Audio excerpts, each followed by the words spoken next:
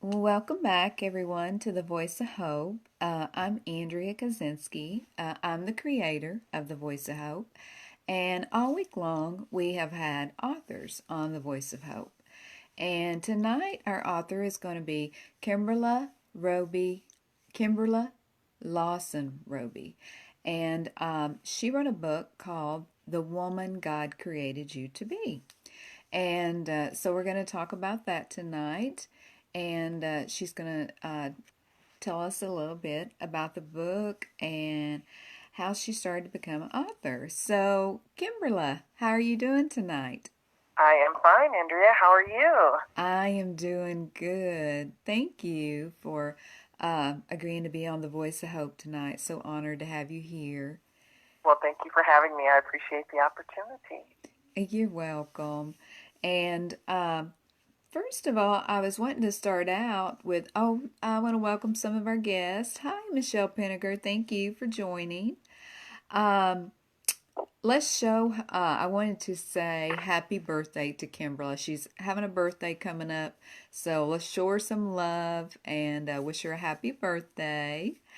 And I wanted to start out with asking you, uh, when did you first start thinking you wanted to become a writer, and what inspired you to become a writer? Well, it's a little bit different. And I usually say this each time I'm asked this question that it's a little bit different than so many colleagues of mine and writer friends that I have because so many of them have told me over the years that they knew when they were small children that they wanted to be a writer. And for me, it was very different because I did not aspire to be a writer of books. I always loved writing, and at one point, I certainly thought about writing for a newspaper. I thought that I wanted to be someone who wrote for magazines. I thought that I may even want to become a news anchor. But again, writing books, that was just not something that I ever aspired to do. However, when I was in elementary school even, and then of course junior high and high school, I heard from various teachers that I had a gift for writing. They were telling me that. They were saying that I needed to pursue it further, but I just never paid a lot of attention to it. And then in my college years, I continued to hear those kinds of comments and compliments about the papers that I wrote for certain courses. But again, just never thought much about it. And to be honest, when I was in high school and I had heard it enough that by the time I was preparing to graduate and I was thinking about colleges and what I wanted to major in, I did start researching the salaries of writers. And that's when I made the decision that I definitely was not going to be one because writers just weren't making the kind of money that I was looking forward to earning. That's also the reason I tell students everywhere to not do what I did, though. Don't make the mistake I made in terms of letting money be the deciding factor. Please focus on your passions, and that's for adults as well. And please focus on what your purpose is, the reason that God has placed you on this earth to begin with. Oh, isn't that so true? Because I know I had did other things before I started doing the Voice of Hope, and Mm-hmm. when I quit those things to do the Voice of Hope, uh, was a big difference in pay because Yes. it is, and Mm-hmm. there's I do a lot of the media coverage I do for free, and Mm-hmm. but it's something I love doing, and that is so true. If you do what you love, you never work a day in your life, and God will reward you, you Yes, know, you will. in the long run. And I noticed also too. I know you have wrote quite a few books, and you won in 2013 the Female Author of the Year. Can you tell us a little bit about some of the books you've wrote and Yes. winning the Author of the Year that year? Yeah, so when I started my career, which was in April 1995, ironically, so 25 years ago this month, and started out with writing a novel. So I had always written fiction all these years, 27 novels before I finally made this decision to listen to my heart. God had placed the idea of writing a nonfiction book on my heart several years ago, and once again, I was in a place where I was trying to ignore it. And so now, of course, this new book, The Woman God Created You to Be, is my first nonfiction title and my 28th book. But I had worked in corporate America. I had worked for the state of Illinois. I had worked for the city of Rockford, Illinois. I had done a number of different jobs and held a number of different positions, sometimes at the same company, sometimes at different companies. And I always felt as though something was missing. And I really believe that was the reason I changed jobs so frequently. And then finally, when I really arrived at a point in my life where I thought, okay, there's something missing, there's this void, there's got to be something different, there's got to be something better. That's when I just went into prayer, just really asking God to show me what it is I was supposed to be doing. And so writing kept rising to the top of the list. I'd sit down, I'd try to brainstorm after praying and just thinking about the things that I enjoyed. And even more so, I thought about what felt natural to me, what felt so natural that even if I had to do it all day long and never received payment for it, would I still want to do it? And that definitely was writing. So while still working full-time for community development, I worked with low to moderate income first-time home buyers who were able to get homes in connection with the city. But while doing that, I started coming home every evening, and I wrote every evening, every weekend, every holiday for 7 months in 1995, and finished my book, and then I started on my mission of trying to get it published. Wow, that is an amazing story. And the woman God created you to be. Um, when you first started writing that, when you wrote the book for the woman out there who's uh, wanting to know what God created her to be, can you tell us a little bit about that book and how you designed it? Yes. So when I started sitting down to actually do the synopsis, first of all, kind of did that the same as I've done with my fictional stories. Then the difference with the nonfiction book was, okay, now I'm not just outlining chapters. I am deciding what those actual chapter titles are going to be, and then having to decide what those topics will really be about, what those chapters will really center on. And so it occurred to me, I was prayerful every day throughout the chapter creation process. Then I did actually start outlining them. But it occurred to me that our lives consist of our spiritual selves, our personal selves, and our professional selves. So each section is divided into a number of chapters. The first one is called the spiritual you. The second section is called the personal you, and then the professional you. And I feel as though in order to be okay personally and professionally, you first have to make sure that your life is in order from a spiritual standpoint.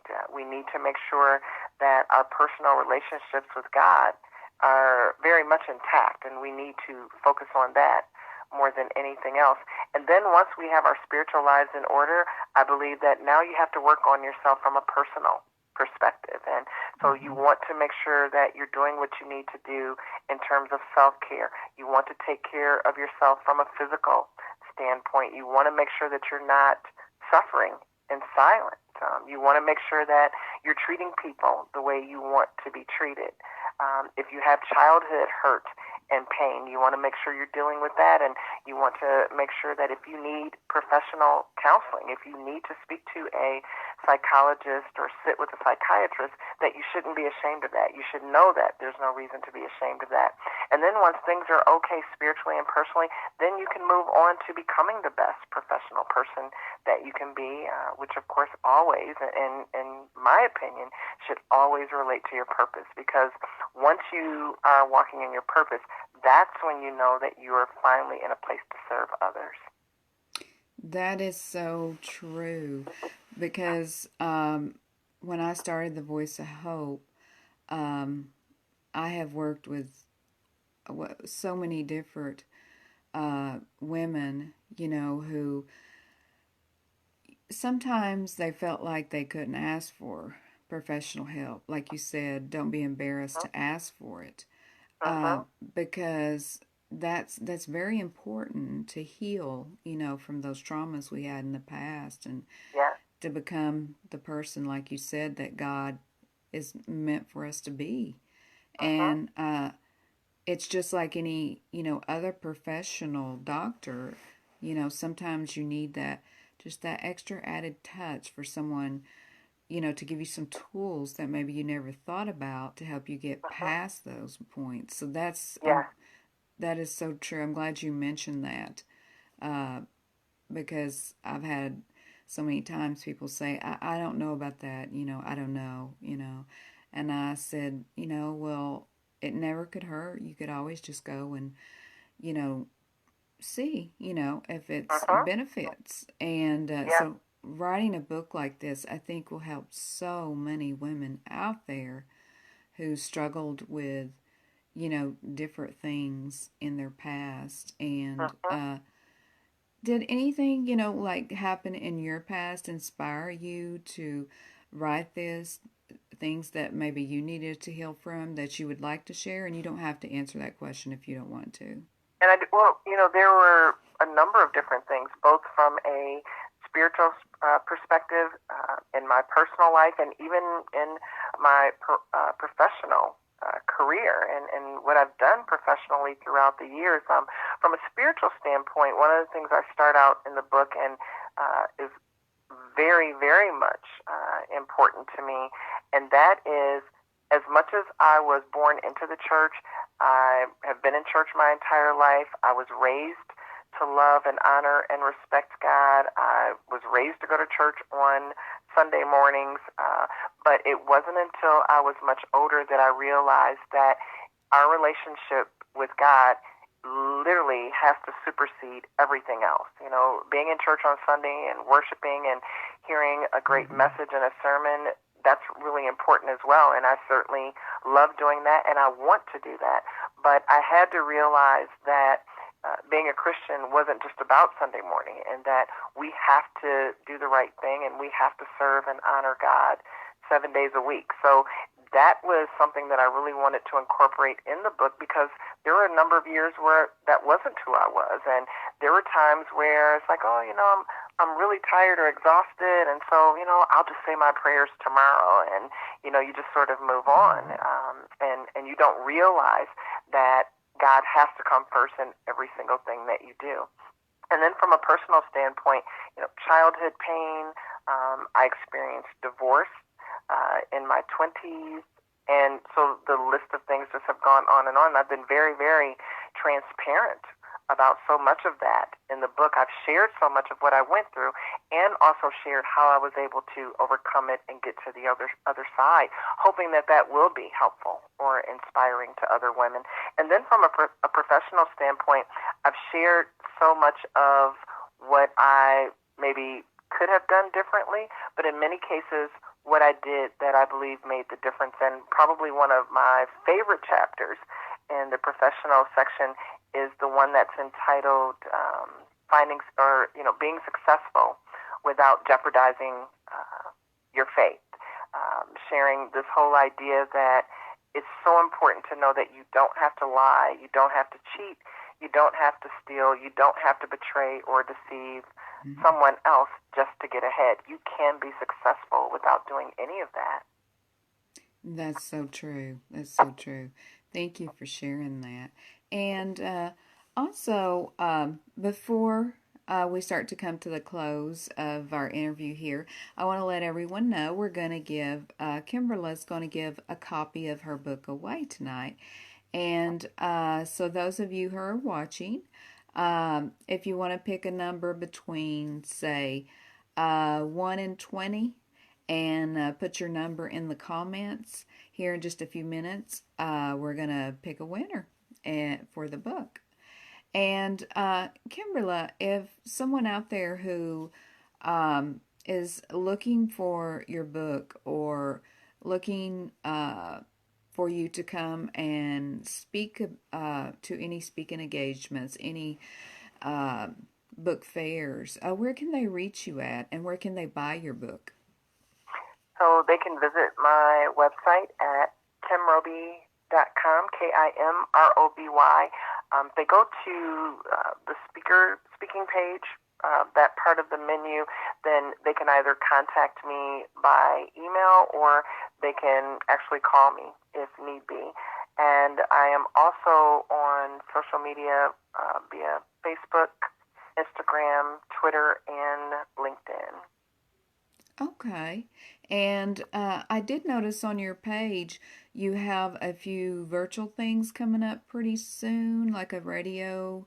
Uh, I Yes, I do. So I actually have several that are coming up, and I'll be posting them over this next couple of days. But I have something with Mahogany Books, which is this amazing independent bookstore in the DC area. I've done some really awesome events with them in the past, and so now they, with the pandemic, they have figured out a really great way to still have a virtual event, virtual signing, so to speak. So any books that will be purchased from Mahogany Books on May 28th, I will actually be signing those particular books, so they will have autographed copies.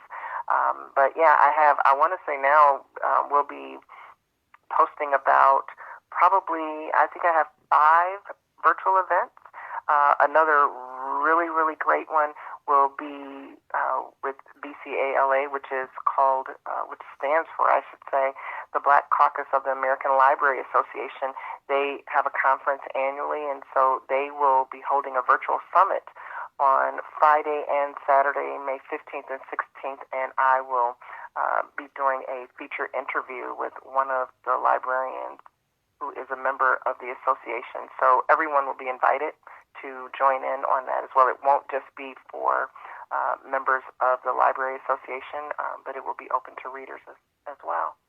oh, awesome. And so they can see all that on Kimberly, the Kimberla Lawson Roby page that you have?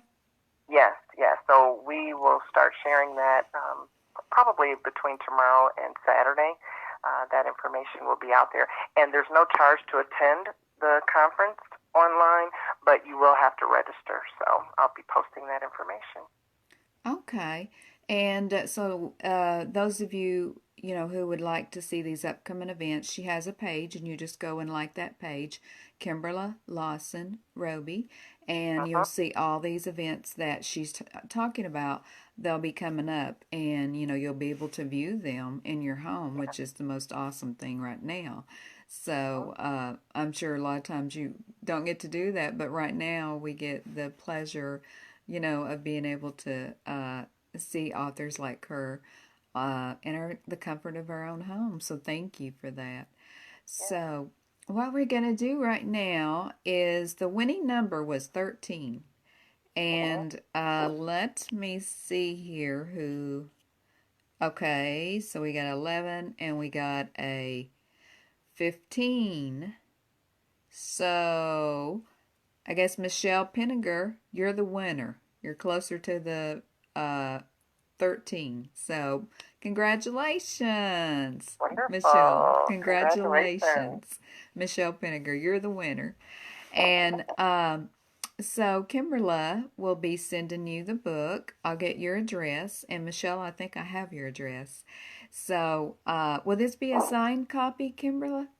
Yes, absolutely. Oh, awesome. So, Michelle, you're going to get a signed copy of Kimberla's book, The Woman God Created You to Be. So, I know you're going to love it.